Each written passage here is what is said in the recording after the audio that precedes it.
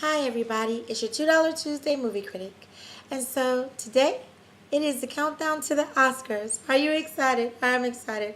I love this time of year because it gives us a chance to see what movies get accredited for the good work they've done.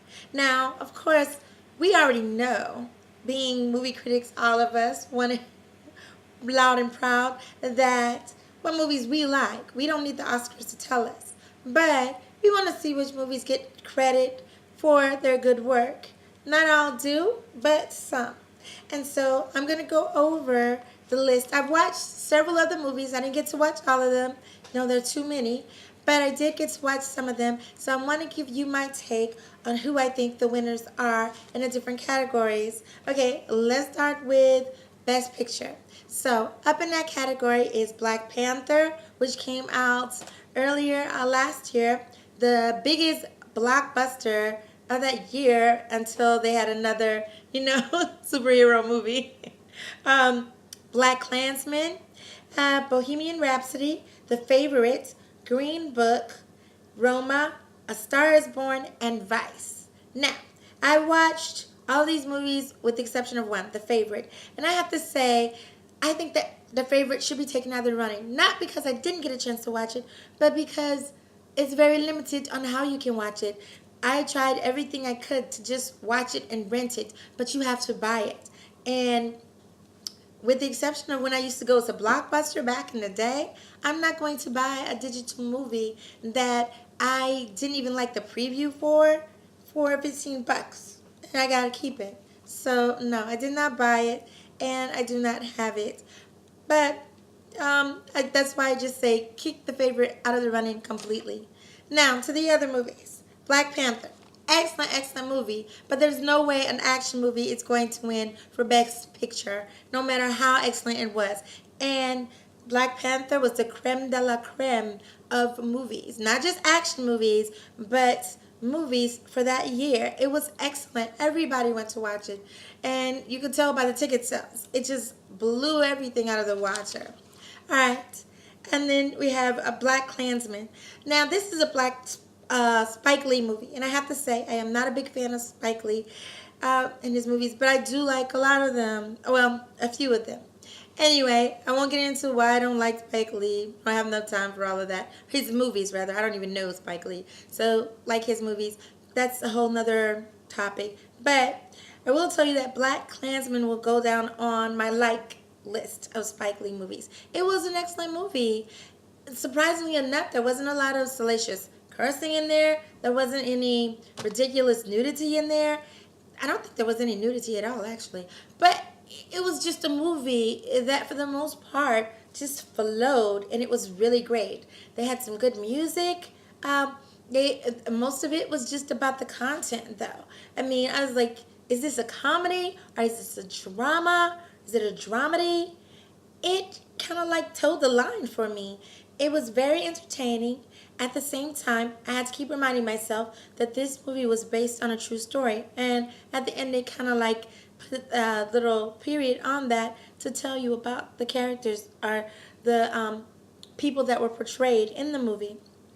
So, yeah, I liked the movie. I did. However, it was not as good as two of the other movies that I liked. Let's go to Green Book. Oh, I'm sorry. First, Bohemian Rhapsody, which I absolutely loved.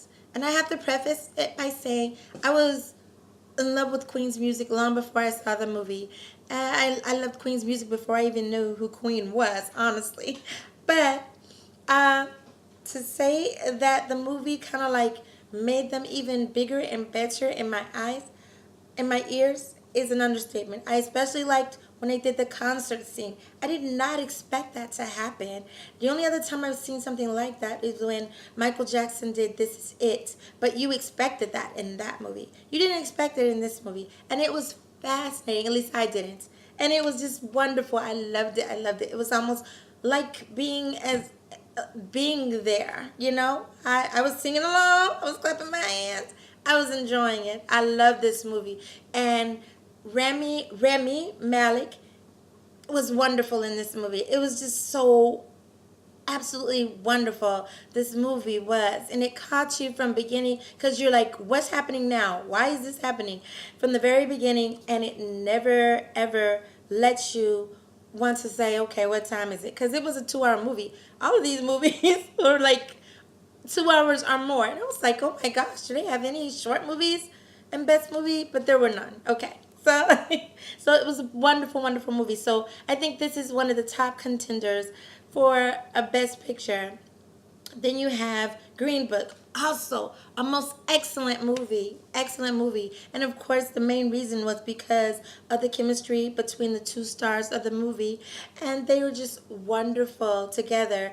And I'm gonna mess up his name, Mahershala Ali, and my favorite, Viggo Mortensen. And it's only because I have not seen Mahershala Ali in a lot of things. What I've seen him in, I've liked though.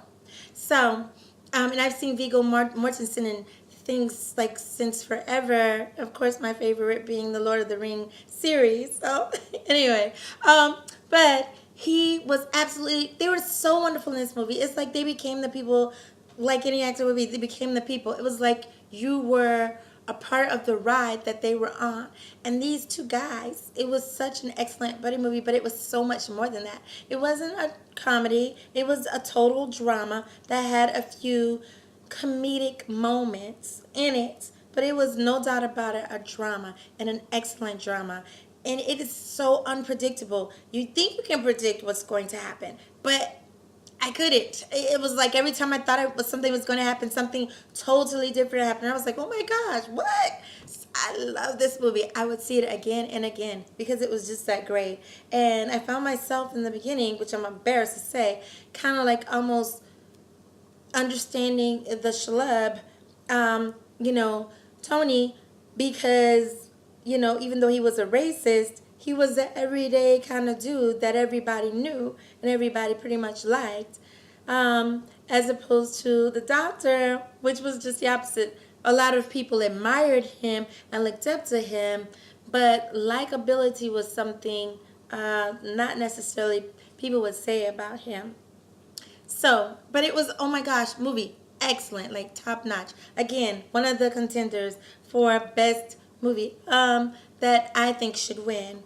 Okay, and then you have Roma. Roma was a beautiful movie as well. I got to see this movie. It's on Netflix if you want to see it. It is excellent.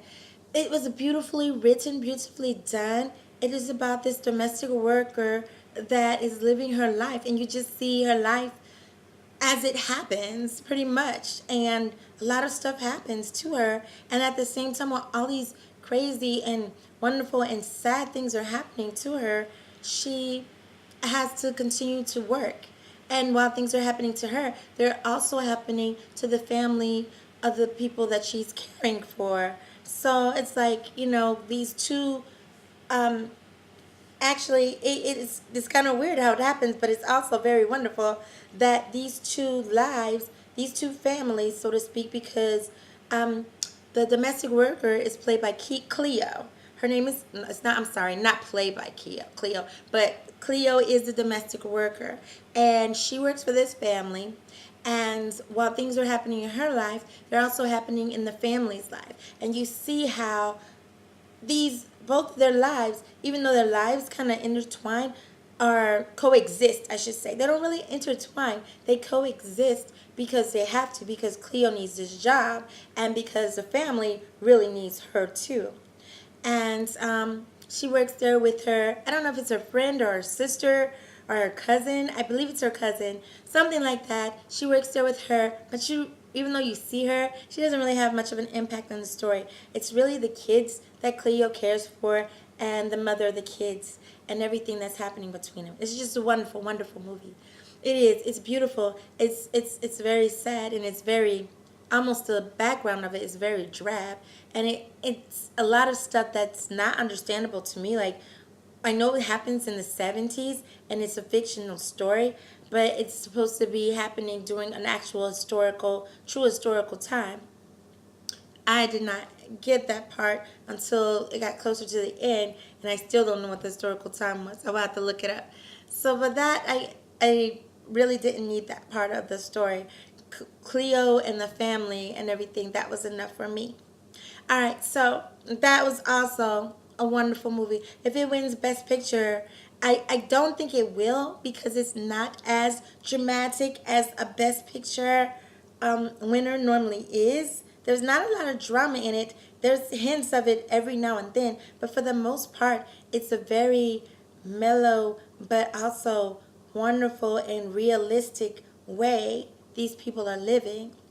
And it's real. I love the realism in it. I usually don't like the realism because it gets too real at times, but this realism I really liked. I did. So I loved Cleo. I'm sorry, Roma. A Star is Born.